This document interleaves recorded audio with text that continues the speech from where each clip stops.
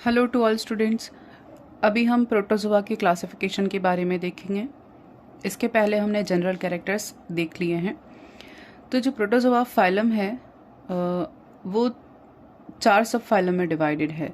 First है सार्कोमेस्टिगोफोरा, second है Sporozoa, third है नीडोस्पोरा और फोर्थ है सिलियोफोरा। तो फर्स्ट जो है सब फाइलम अपने पास है सार्कोमेस्टिगोफोरा। इसकी जो सुपर क्लासेस हैं इसके बारे में बात करते हैं पहले। तो सुपर क्लास 1 जिससे हम मेस्टिगोफोरा कहेंगे, उसके बाद सुपर क्लास 2 है जिसको हम ओपेलाइनेटा कहेंगे, सुपर क्लास 3 जो है सार्कोडिना या राइजोपोडिया हम इसको कहेंगे।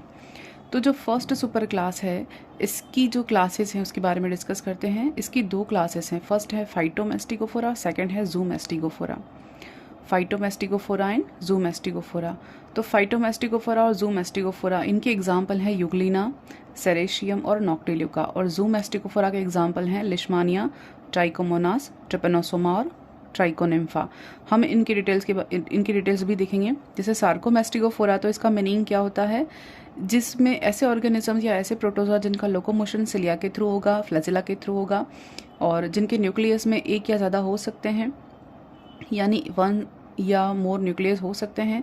और same in shape in multi nucleated, if multi nucleated, यानी कि अगर इनमें मल्टी न्यूक्लिएटेड होंगे, ज़्यादा न्यूक्लियाई होते हैं तो सारे के सारे कैसे होंगे, शेप में एक जैसे होंगे, समान होंगे। फिर हम मेस्टिगोफोरा की एक्सप्लेनेशन देखें तो मीनिंग्स क्या होता है। मेस्टिगोफोरा यानी क्या, एक ऐसे होते हैं सिंपल प्रोटोजोआ, प्रिमिटिव मोटोजोआ यानी कि आदिम पुराने पहले प्रोटोजोआ, और उनमें क्या होता है, पेलिकल प्रेजेंट होती है। पेलिकल क्या होती है वो भी हम देखेंगे। फिर उनका लोकोमोशन कैसे होता है, फ्लैजिला के थ्रू होता है। मेस्टिगोफोरा के और प्रोटोजोआ में जो लोकोमोशन है वो कैसे होता है, फ्लैजिला के थ्रू होता है। जो इनका न्यूट्रिशन है वो कैसे होगा, ऑटोट्रॉफ होगा या हेटरोट्रॉफ होगा, दोनों तरह से हो सकता है। फिर हम फाइटोमेस्टिगोफोरा की डिटेल देखें तो इनमें क्या होता है, क्लोरोफिल प्रेजेंट होता है और ये प्लांट लाइक न्यूट्रिशन होता है इनके अंदर, क्योंकि फोटोसिंथेसिस करते हैं और अपना न्यूट्रिशन लेते हैं। और इनमें जो फूड स्टोर होता है वो पैरामाइलोन के फॉर्म में स्टोर होता है। पैरामाइलोन क्या है, एक ग्रैन्यूल है जो कि स्टार्च 1 और मोर यहाँ पर स्टार्च सेंटर में होता है और उसके चारों प्रोटीनेज जो शीट है वो पाई जाती है, प्रोटीन का प्रेजेंट होता है। यहाँ पर 1 और मोर फ्लैजिला प्रेजेंट होते हैं, यानी कि एक से ज़्यादा फ्लैजिला यहाँ पर प्रेजेंट हो सकते हैं फाइटोमेस्टिगोफोरा क्लास के अंदर। फिर हम देखते हैं जूमेस्टिगोफोरा। जूमेस्टिगोफोरा में भी क्लोरोफिल क्या होता है, एब्सेंट होता है, क्लोरोफिल नहीं होता। और मोस्ट ऑफ पैरासाइट होते हैं, अधिकतर क्या होते हैं, परजीवी होते हैं। फिर एनिमल लाइक इनका न्यूट्रिशन होता है, यानी कि इसको होलोजोइक न्यूट्रिशन भी कहते हैं। फिर हम कहते हैं या तो सेप्रोफाइटिक न्यूट्रिशन भी हो सकता है। और इनके अंदर जो फूड होता है वो स्टोर होता है ग्लाइकोजन के फॉर्म में। यहाँ पर फूड स्टोर होता है वो पैरामाइलोन के फॉर्म में स्टोर होता है, यहाँ पर जो फूड स्टोर होता है वो ग्लाइकोजन के फॉर्म में स्टोर होता है जूमेस्टिगोफोरा में। तो यहाँ पर हमने चारों के मतलब मीनिंग देख ली, डिटेल देख ली, उसके बाद यानी कैरेक्टर देख लिए। फिर इसके एग्जांपल देखते हैं। फाइटोमेस्टिगोफोरा के एग्जांपल है यूग्लिना, सेरेशियम और नॉक्टिल्यूका। और जूमेस्टिगोफोरा के एग्जांपल हैं लिशमानिया, ट्राइकोमोनास, ट्रिपेनोसोमा और ट्राइकोनिम्फा। अब हम सुपर क्लास 2 के बारे में देखते हैं जो कि है ओपेलाइनेटा। ओपेलाइनेटा के एग्जाम्पल देखते हैं, ओपेलाइना और जिलेरेला। तो इसका हम देखते हैं ओपेलाइनेटा। इसमें क्या होता है, ये जो प्रोटोजोआ है इनकी बॉडी जो होती है वो सिलिया के थ्रू कवर्ड होती है, जो कि फ्लैजिला जैसे होते हैं, body covered by cilia like flagella. तो फ्लैजिला के समान जो सिलिया के समान जो फ्लैजिला होते हैं उनसे इनकी बॉडी क्या होती है, कवर्ड होती है। फिर इनमें न्यूक्लियस होता है वो एक से एक भी हो सकता है और ज़्यादा भी हो सकता है। और इसमें सिमेट्रोजेनिक बाइनरी फिजन पाया जाता है। इनका जो रिप्रोडक्शन है वो कैसा होगा, सिमेट्रोजेनिक बाइनरी फिजन होता है, यानी डिवीजन की मेथड या रिप्रोडक्शन की मेथड। फिर ये कैसे होते हैं, पैरासिटिक अडेप्टेशन होता है। किस में पाए जाते हैं, ये फ्रॉग में और टोड्स में पैरासाइट होते हैं, यानी कि ये फ्रॉग और टोड्स में क्या होते हैं, परजीवी होते हैं। परजीवी अनुकूलन होता है ओपेलाइनेटा के क्लास के जितने भी प्रोटोजोआ हैं उनके अंदर। नेक्स्ट हम देखते हैं सुपर क्लास 3 सार्कोडिना। सार्कोडिना या राइजोपोडा। सार्कोडिना राइजोपोडा क्या है, सुपर क्लास है। इसकी 3 क्लासेस के बारे में डिस्कस करेंगे। फर्स्ट है राइजोपोडिया, सेकेंड है पायरोप्लाज्मा, थर्ड है एक्टिनोपोडिया। जो फर्स्ट है राइजोपोडिया, इसकी एग्जाम्पल हैं अमीबा, एंटामोइबा और एल्फिडियम। फिर पायरोप्लाज्मा का एग्जाम्पल है, इसकी क्लास का एग्जाम्पल है यहाँ पर बेबेसिया। और इसकी जो क्लास 3 है, ये जो एक्टिनोपोडिया है, इसकी एग्जाम्पल एनिमल जो है वो एक्टिनोफ्रिस है और कोलोजम है। तो ये तीनों कौन है, क्लास हैं किसकी, सुपर क्लास ऑफ सार्कोडिना या राइजोपोडिया। तो इनके बारे में हम एक बार देखते हैं। तो यहाँ जो सार्कोडिना है, सार्कोडिना में कौन आएगा, अमीबॉइड प्रोटोजोअन्स आएंगे। हमें पता है सार्कोडिना में कौन आएगा, अमीबॉइड प्रोटोजोअन्स आएंगे। इनमें क्या होगा, फूड जो न्यूट्रिशन मेथड है वो कैसे होगा, स्यूडोपोडिया के थ्रू होगा, यानी कि फूड ट्रैप बाय सम स्यूडोपोडियल एक्शंस।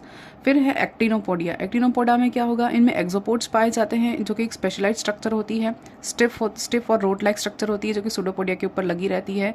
और इनमें radiating outwards from the cell body, यानी कि ये बाहर की ओर निकले रहते हैं अरीय अवस्था में, रेडियल स्टेज में। और ये plays role in locomotion and capturing food, यानी कि ये जो एक्सोपोड्स हैं वो क्या करते हैं, लोकोमोशन में हेल्प करते हैं और कैप्चरिंग ऑफ फूड, यानी कि फूड को कैप्चर करने में भी ये हेल्प करते हैं। फिर पायरोप्लाज्मिया क्या है, पायरोप्लाज्मिया जो प्रोटोजोआ हैं उनमें कौन आएगा, पैरासिटिक प्रोटोजोआ आएंगे।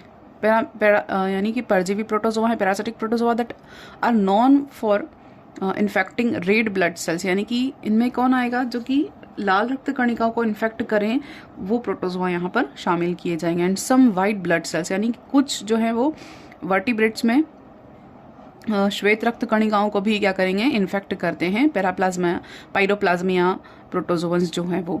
उसके बाद हम देखते हैं स्पोरोजोआ जो कि 4th अपना क्लास आएगा, एक बार देख ही लेते हैं, बाद में उसके बारे में क्लासिफिकेशन में जाएंगे हम।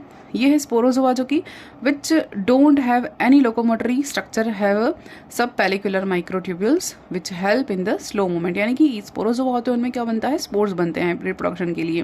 तो यहाँ पर कोई लोकोमोटरी ऑर्गन नहीं पाए जाते हैं, लोकोमोशन भी स्पोर के थ्रू करेंगे और रिप्रोडक्शन भी स्पोर के थ्रू ही करेंगे, तो इनमें कोई लोकोमोटरी ऑर्गन प्रेजेंट नहीं होता स्पोरोप्लाज्म में। फिर हम देखते हैं निडोस्पोरा। निडोस्पोरा जो है वो इज अ सब phylum of microscopic spore forming Parachute. इनमें क्या होता है, इनमें भी माइक्रोस्कोपिक स्पोर फॉर्मिंग पैरासिटिक जो होते हैं इन द फाइलम प्रोटोजोआ। तो ये क्या है, निडोस्पोरा भी एक सब फाइलम है जो कि सूक्ष्म जीवी या सूक्ष्मदर्शी हम कहेंगे स्पोर फॉर्मिंग पैरासिटिक प्रोटोजोआ आते हैं निडोस्पोरा के अंदर, जो कि एक फाइलम प्रोटोजोआ का सब फाइलम है। फिर हम नेक्स्ट क्लास के बारे में देखते हैं। यहाँ पर क्लास 2 अपने पास है स्पोरोजोआ, जिसके बारे में हम देख चुके हैं। इसकी क्लास 1 है टेलोस्पोरिया, क्लास 2 है टैक्सोप्लाज्मिया और क्लास 3 है हेलोस्पोरिया। तो हमें क्लास तक ही देखना है, ऑर्डर तक नहीं जाना है। अगर ऑर्डर तक जाना है तो ऑर्डर तक भी देख लेंगे। जो हम पढ़ रहे हैं ये जूलॉजी के जो बीएससी का फर्स्ट ईयर है या फर्स्ट सेम है उसके लिए भी यूज़फुल है। ये जो वीडियोस हैं वो असिस्टेंट प्रोफेसर जूलॉजी से जो लोग एग्ज़ाम दे रहे हैं उनके लिए इम्पॉर्टेंट है और फर्स्ट ग्रेड वालों के लिए भी इम्पॉर्टेंट है जो बायो से एग्ज़ाम फाइट कर रहे हैं, तो सभी के लिए इम्पॉर्टेंट है। तो यहाँ पर हम क्लास 1 जो देखते हैं टेलोस्पोरिया, क्लास 2 है टैक्सोप्लाज्मिया और क्लास 3 है हेलोस्पोरिया। तो इसके एग्जाम्पल देख लेते हैं स्पोरोजोआ के। एक तो है प्लाज्मोडियम, एक है मोनोसिस्टिस और आइमेरा। ये 3 एग्जाम्पल हैं टेलोस्पोरा के। क्लास 2 है, इसके एग्जाम्पल हैं टैक्सोप्लाज्मा और क्लास 3 का एग्जाम्पल है होलोस्पोरिडियम।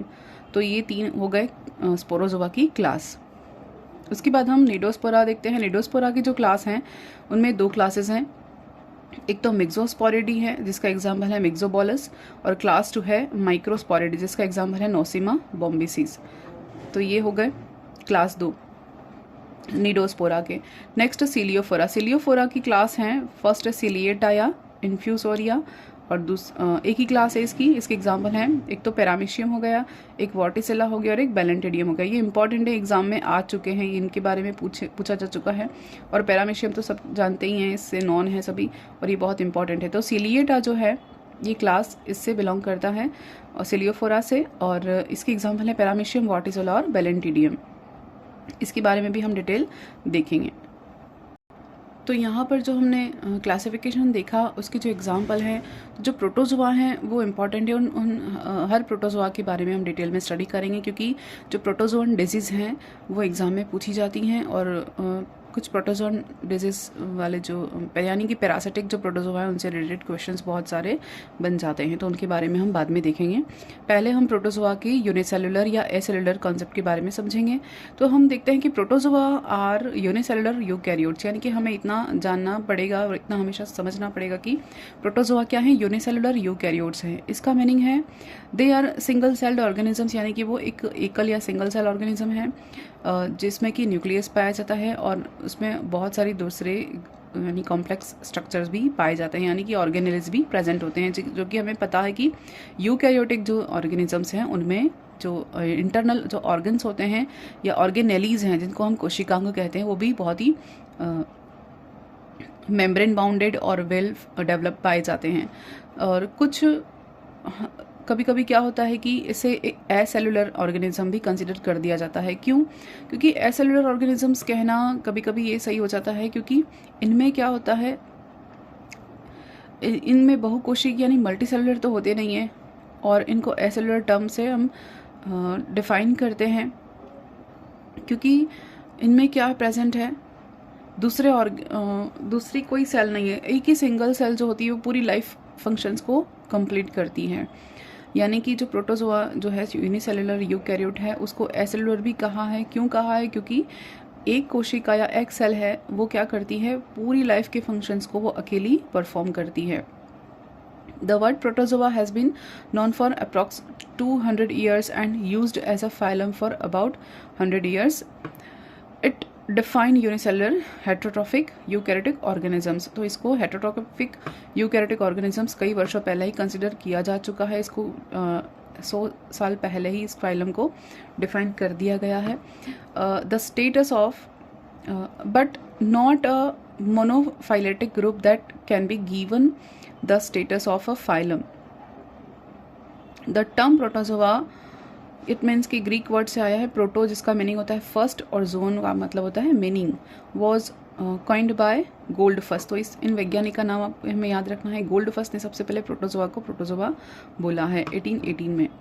अब हम देखते हैं प्रोटिस्टा किंगडम, इसके बारे में देखते हैं क्योंकि हमें ये पता होना चाहिए कि जो प्रोटोजोआ है वो एनिमल किंगडम से बिलोंग नहीं करता जिसको हम सब फाइलम में डाला है, लेकिन वो बिलोंग करता है प्रोटिस्टा किंगडम से। हम जानते हैं कि विटेकर की पंचजगत पद्धति के अकॉर्डिंग हमें सबसे पहले जो आता है मोनेरा, प्रोटिस्टा, उसके बाद फंगी, प्लांटी और एनिमेलिया। तो यहाँ पर जो प्रोटिस्टा किंगडम है उसमें हमने प्रोटोजोआ की स्टडी करते हैं और जो प्रोटोजोआ के ऑर्गेनिजम्स होते हैं यानी कि प्रोटिस्टा के जो ऑर्गेनिजम्स हैं उनमें कुछ फाइटो भी आते हैं और कुछ जू भी आते हैं।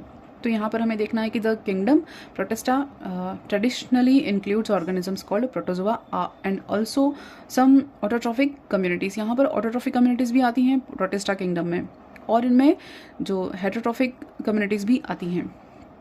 तो protista are defined as a group of eukaryotes lacking tissue level body organisation, यानी कि इनमें टिश्यू लेवल ऑर्गेनाइजेशन नहीं होता, सिर्फ यूनिसेलुलर होते हैं unlike plants, animal and fungi. तो ये सब नहीं आते हैं, इनमें सिर्फ क्या होता है एक कोशिकीय जीव या यूनिसेलुलर ऑर्गेनिजम्स कंसिडर किए जाते हैं। फिर हम ये तो हमने देख लिया ऑटोट्रॉफिक, फिर हम देखते हैं हेटरोट्रॉफिक प्रोटिस्टा। तो हेटरोट्रॉफिक या विषमपोषी प्रोटिस्टा वो होते हैं जिनमें कि हम कह सकते हैं कि जो कि अदर ऑर्गेनिजम्स पर फीड करते हैं। तो प्रोटोजोआ एंड दस these term is commonly use in invertebrate zoology, यानी कि इनवर्टिब्रेट जूलॉजी में हम जो पढ़ते हैं सबसे पहले हम शुरू कहाँ से करते हैं, प्रोटोजोआ से करते हैं। लेकिन हमें पता है कि एनिमेलिया में प्रोटोजोआ नहीं आता, लेकिन फिर भी प्रोटिस्टा जो किंगडम है उसके ऐसे ऑर्गेनिजम्स जो कि हेटरोट्रॉफिक हैं, तो उनकी स्टडी हम कहाँ करते हैं, इनवर्टिब्रेट जूलॉजी के अंतर्गत करते हैं। तो इसकी डिस्कवरी जो की थी वो एंटन वन ल्यूवेनहॉक ने की थी 1675 में। सबसे पहले इसका अध्ययन प्रोटोजोआ के बारे में किसने किया था, एंटोनी वन ल्यूवेनहॉक ने। तो ये तो जो है वो थोड़ा सा इंट्रोडक्शन था प्रोटोजोआ को। यूनिसेलुलर या असेलुलर जो हम कंसिडर करते हैं वो किस बेस पर करते हैं उस अकॉर्डिंग। तो इसमें आपको कोई चीज़ किसी भी तरह की दिक्कत हो तो आप बता सकते हैं। Thank you.